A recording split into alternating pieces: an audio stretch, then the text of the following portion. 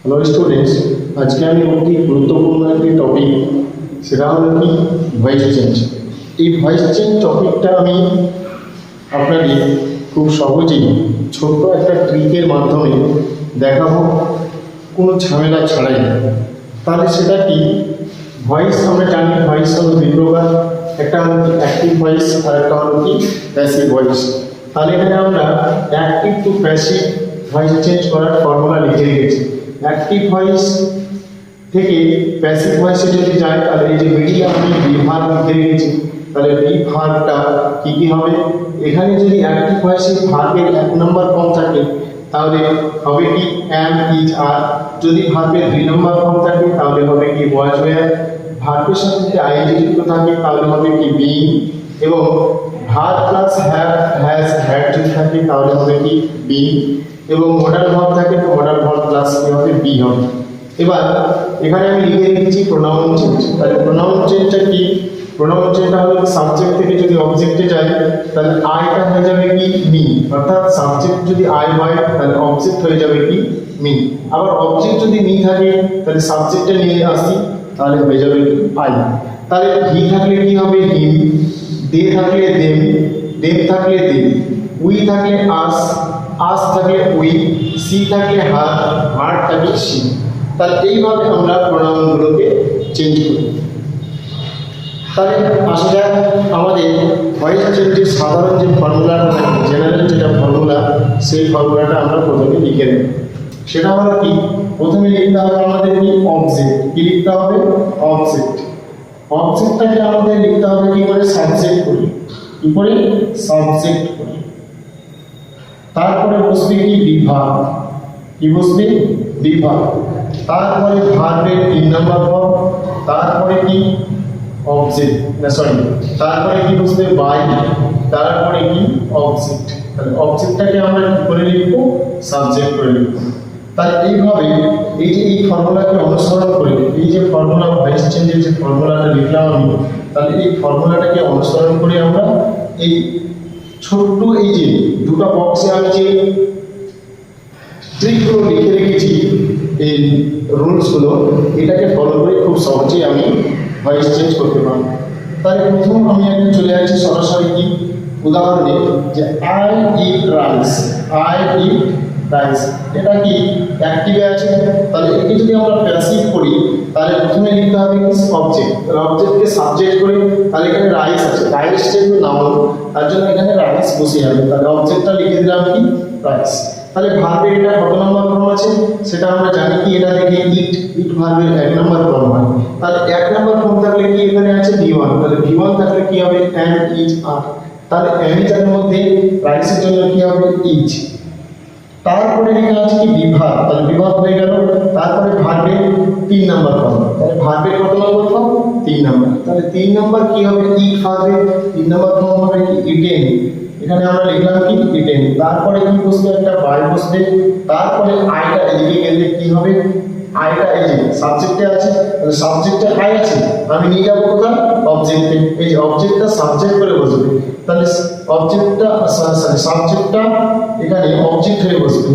সাবজেক্টটা কি হয়ে বসবে? সাবজেক্টটা অবজেক্ট হয়ে বসবে।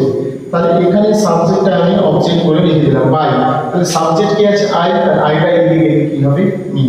তাহলে এইভাবে খুব সহজেই আমি ভয়েস চেঞ্জ করতে পারবো।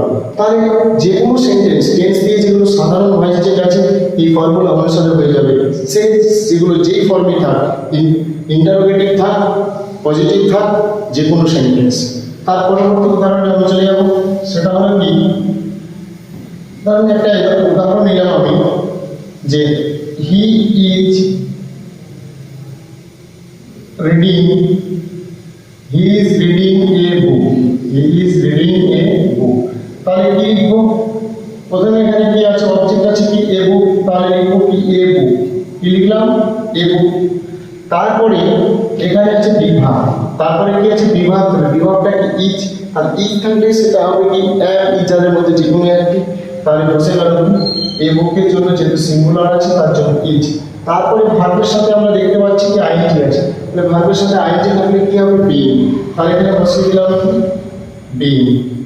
তারপরে কি আছে, ভার্বের 3 নম্বর ফর্ম। তাহলে এখানে ভার্ব কি আছে, রিডিং আছে, তাহলে এখানে রিড ভার্ব, রিডের থার্ড ফর্ম হলো কি রিড। তারপরে এটা কি বসবে, বাই বসবে, বাই বসিয়ে দিলাম। তারপর সাবজেক্টটা কি আছে, এখানে হি আছে, হি থাকলে ওই দিকে গেলে কি হবে, হিম হয়ে যাবে। হি থাকলে কি হবে, হিম। এই যে আমরা দেখতে পাচ্ছি হি থাকলে অবজেক্টে যাবে তখন হিম হয়ে যাবে। আবার এবার এইভাবে হয়ে গেল কি, এটা আমরা এগুলো পজিটিভ সেন্টেন্সে করছি। এবার যদি চলে যাই ইন্টারোগেটিভ সেন্টেন্স, সেটা হলো আমি একটা সেন্টেন্স নিলাম অন্য ধরনের, সেটা হলো কি হ্যাভ ইউ ইটেন রাইস। মানে খুব কমন সেন্টেন্সগুলো রয়েছে বোঝানোর জন্য। তাহলে এখানে আমরা কিভাবে করবো, এটা কিন্তু ইন্টারোগেটিভ সেন্টেন্স কিন্তু অ্যাক্টিভ ভয়েসে আছে। আমাকে এটা কি করতে হবে, প্যাসিভ ভয়েস করতে হবে। তাহলে প্যাসিভ ভয়েস করতে গেলে প্রথমে কি করতে হবে, অবজেক্টটাকে লিখতে হবে। কিন্তু আমি এখানে দেখতে পাচ্ছি তাহলে প্রশ্ন হলো ইন্টারোগেটিভ, তাহলে প্রথমে কি আছে, হ্যাভ আছে, তাহলে হ্যাভ থাকলে হ্যাভ অথবা হ্যাজ সেটা হবে। তাহলে রাইসের জন্য হ্যাভ না হ্যাজ বসবে, রাইসের জন্য বসবে কি হ্যাজ। তাহলে আমি এখানে হ্যাজ বসালাম, তারপরে কি রাইস অবজেক্ট। তারপরে হ্যাভ হ্যাজ থাকলে কি ভার্ব প্লাস হ্যাভ হ্যাজ থাকলে কি হবে, এখানে লেখা আছে হ্যাভ হ্যাজ হ্যাড থাকলে কি হবে, বিং হবে। তাহলে এখানে বসিয়ে দিলাম কি বিং, কি বসালাম বিং। তারপরে কি আছে, ভার্বের 3 নম্বর ফর্ম, 3 নম্বর ফর্মে এখানে দেওয়া আছে কি ইটেনের 3 নম্বর ফর্ম ইটেন, ওটাই। তারপরে কি বাই, তারপরে এখানে ইউটা যদি এখানে ইউ থাকে তাহলে এটা ইউই বসবে, এটা কিন্তু চেঞ্জ হবে না। তাহলে হয়ে গেল ইউ। তাহলে এইভাবে এটা যদি ইন্টারোগেটিভ অ্যাক্টিভ ভয়েস থাকে তাহলে ইন্টারোগেটিভ প্যাসিভ ভয়েস করে দিলাম খুব সহজেই। তাহলে এইভাবে যদি WH ওয়ার্ড যদি দেওয়া থাকে তাহলে WH ওয়ার্ডগুলো খুব সহজেই করা যাবে। দেখা যাক কিভাবে WH ওয়ার্ডে করি। লেখা আছে যেমন where is he playing, where is he playing cricket, where is he playing cricket। তাহলে where is he playing cricket এর ভয়েস চেঞ্জ আমরা করব।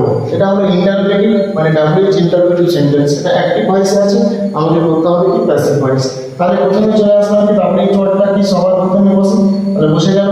ইজ মানে কি বলছিলাম, ইজ যদি থাকে তাহলে এখানে অ্যামিজার সম্পর্কে ভাবতে হবে, তাহলে অ্যামিজার। তাহলে ক্রিকেটের জন্য কি বসবে, ইজি বসবে, তাহলে ইজ। তারপরে অবজেক্টটা হলো কি ক্রিকেট বাস ক্রিকেট। এবার আইএনজি আছে, আইএনজি থাকলে তার বদলে কি হবে, বিং হবে। যদি ভার্বের সাথে আইএনজি যুক্ত থাকে তাহলে আইএনজি থাকলে কি হবে, বিং হবে। তাহলে এখানে বিং বসালাম। তারপরে কি বিং, তারপরে third form plate, third form হবে কি plate, plate third form plate. তারপরে কি বাই, ই থাকলে কি হবে হিম। তাহলে এইভাবে আমরা ইন্টারোগেটিভ সেন্টেন্সে ভয়েস চেঞ্জ খুব সহজেই WH ইন্টারোগেটিভ ভয়েস চেঞ্জ আমরা এইভাবে খুব সহজেই করে নিতে পারবো। তাহলে এরপরে আমরা চলে যাই অক্সিলারি ভার্ব দিয়ে যেগুলো ভয়েস চেঞ্জ থাকে, যেগুলো সরাসরি, যেমন